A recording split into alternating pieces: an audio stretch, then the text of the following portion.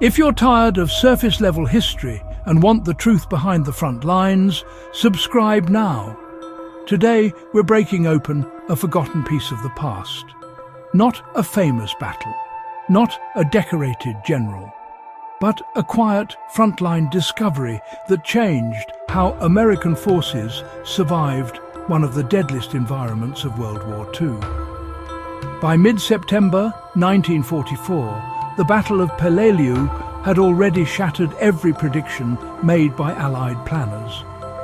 What was expected to take 4 days had become a grinding nightmare.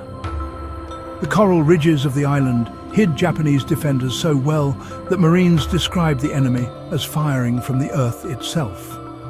Men were being hit by accurate fire from positions they could not see, suppress, or flank. Entire areas marked, cleared, turned lethal again within hours.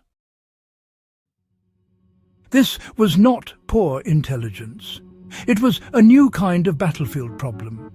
Why Japanese concealment on Peleliu nearly broke Marine advances.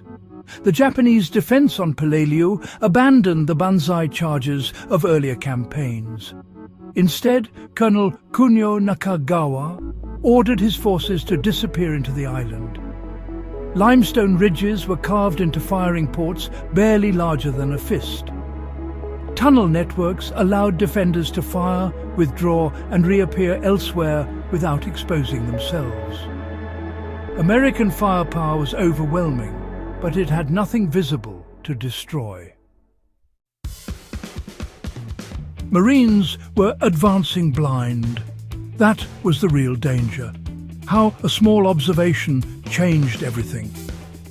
On September 14th, a small Marine unit pinned behind a coral ridge noticed something strange during early light. A brief flash, not muzzle fire, not movement, just a momentary reflection where solid rock should have been. One of the Marines had worked with cameras before the war. Another had tracked game in the mountains. Together, they recognized something important. Nothing natural reflects light like glass.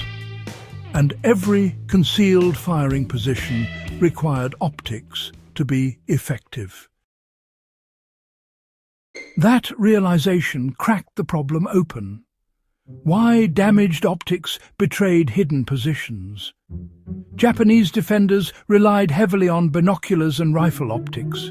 Over days of bombardment, many lenses were chipped, scratched, or cracked. Damaged glass doesn't reflect light cleanly. It scatters it. That scatter creates brief glints when sunlight hits at the right angle. Early morning and late afternoon light, low on the horizon, was the key. The Marines began scanning ridgelines slowly, not looking for movement, but for reflections that lasted only seconds. When they found one, they marked it. Then they waited. How the Marines turned observation into a repeatable method. This wasn't luck. It became procedure. Observation teams were positioned at covered angles along the line. Each team scanned assigned sectors during optimal light conditions. Every glint was logged, mapped, and cross-checked against previous contact reports. Within hours, patterns emerged. Many reflections came from positions already cleared. The enemy had never left.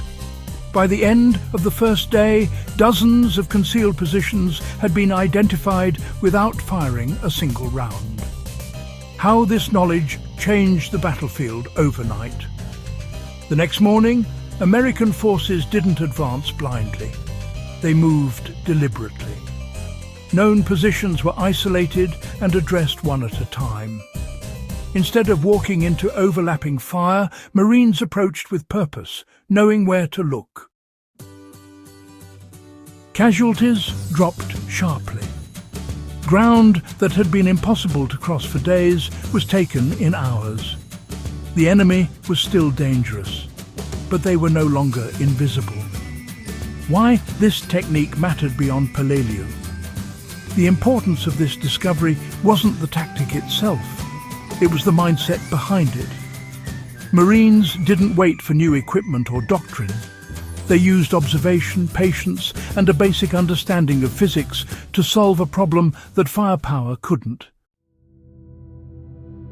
The technique spread rapidly across the Pacific. Variations of it were later documented and taught. Even today, modern counter-concealment methods rely on the same principle. Perfect camouflage doesn't exist. Observation always leaves a trace. How this lesson still applies today. This story matters because it shows how frontline survival often depends on noticing what others overlook. The Marines who solved this problem weren't specialists. They were men paying attention under pressure. For modern military professionals, historians, and serious survivalists, the lesson is simple. The battlefield rewards patience, pattern recognition, and adaptability. Technology changes. Human perception does not. The men on Peleliu didn't win because they had better weapons. They won because they learned how to see. If stories like this matter to you, if you care about how wars were actually fought and survived, subscribe to Warfare Frontlines and share this video with someone who values real history over headlines.